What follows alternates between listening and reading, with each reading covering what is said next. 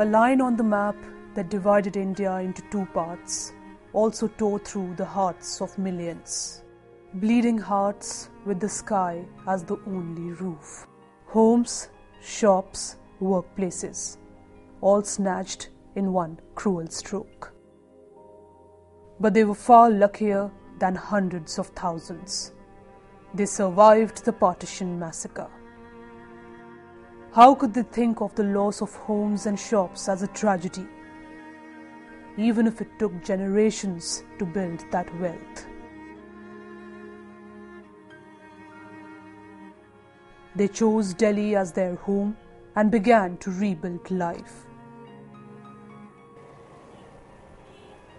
Meet Shanta Chopra, who saw India's partition at 26. For 64 years after she came to Delhi, she has seen the city change beyond recognition. Looking into the past of the city is like looking at her own pictures of youth. And to think that she came from Rawalpindi, her home after marriage, to Delhi in the June of 1947 on a vacation.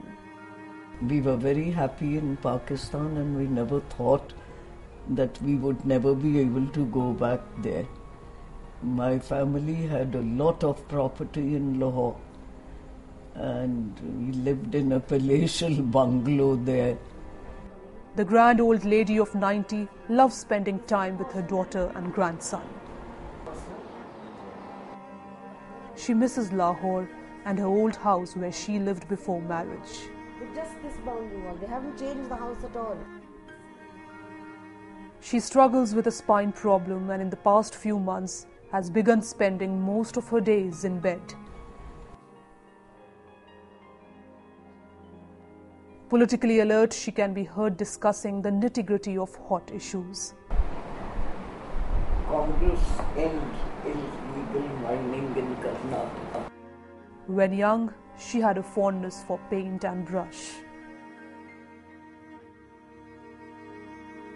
Coming from a well-to-do family, all of whom shifted to India after partition, she has seen too much to hang on to personal pain. Her face is a picture of calmness that comes with acceptance, though her eyes light up when she speaks about the past. Before leaving, the Britishers made such a mess of the country. If they hadn't divided the country, they wanted to make sure that Hindus and Muslims would never be able to live together again like they used to. We never felt that we were different. Her 60-year-old academician daughter, Madhu, recently went back to the house in Rawalpindi where she was born. She was just 8 months old at the time of partition. Personally, I experienced partition when I was 60. That's when I went back to Rawalpindi. And as luck would have it, I found the house where I was born. And that house is exactly as it was when my parents left it. Except that it was a big house, as a lot of railway houses were at that time.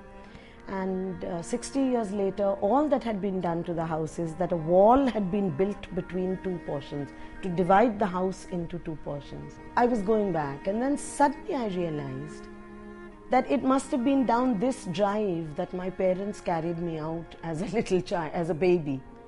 And that it is down this drive that we left our home. And I think that's the first time I experienced partition. Madhu proudly shows us the birth certificate she managed to get at 60.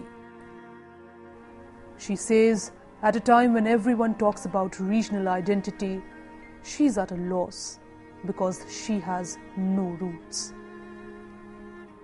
Perhaps to make up, she keeps some trinkets they got from Pakistan very safely.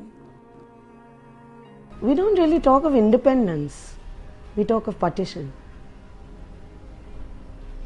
So I think this is the earliest memories I have is what I heard. Lahore as this constant presence, this violence, all being done in the name of religion, and this idea that yes, we had got rid of the British, but we had lost a very significant part of ourselves. And my grandmother in particular, I'll never forget, she always used to say that ever since we left Pakistan, I can't eat. She said, okay, she said the wheat in Pakistan, in Peshawar, the wheat in the Punjab is so different. Ever since Pakistan has been created, she said, I don't enjoy my food anymore. Madhu's son, Kanishk, is an architect. He was born at a time when economic issues were central to India's polity. That was 30 years ago. Born and brought up in Delhi, Kanishk, like most young urban Indians, moves easily between the traditional and the modern.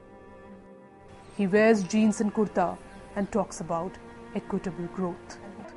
For him, India's partition is just a historical event and not a personal tragedy.